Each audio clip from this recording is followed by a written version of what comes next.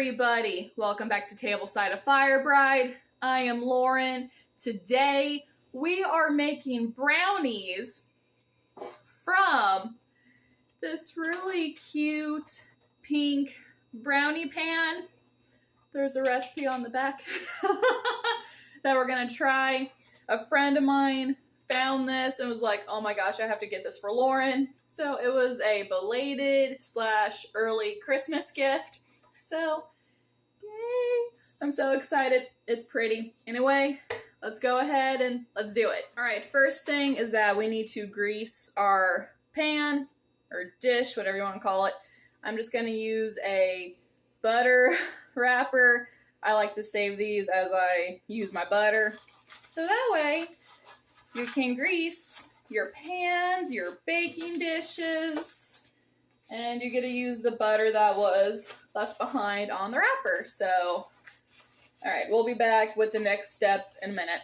To a mixing bowl, we are going to add 2 cups of white sugar, 1.5 cups of all-purpose flour, 1 cup melted butter, 1/2 cup of cocoa powder, 1 teaspoon vanilla, 1/2 teaspoon salt and baking powder, and 4 eggs. Now we're going to whisk everything together. Now that the batter is done, we're going to go ahead and pour it in our pretty pink baking dish. Now that the batter is in the pan, we're going to top with walnuts. All right, now we're going to put this in the oven at 350 for about 20 to 30 minutes. All right, we are back. The brownies are out of the oven. They're cooled. They smell really good. So we're going to go ahead and cut these and we will start tasting them. All right, we have our brownies. We're ready to try them. Darling, do you know where I got this recipe from? No. So when Wendy got this for me, it actually had a recipe on the back for brownies. Oh, okay. So nice. Yes, I'm excited. Let's see how good this is. Yes, they smell really good.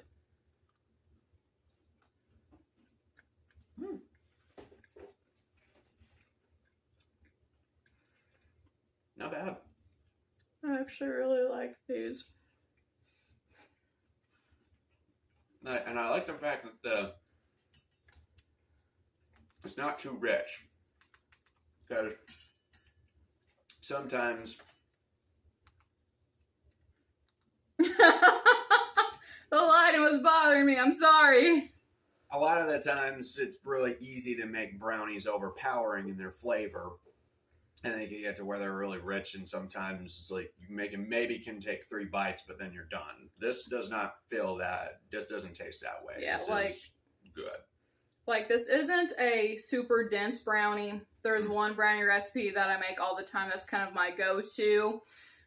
Those brownies are like bricks. They are delicious, but they're so heavy and so rich to where, like what he said, you could maybe get a couple bites in, then you're like, I'm done.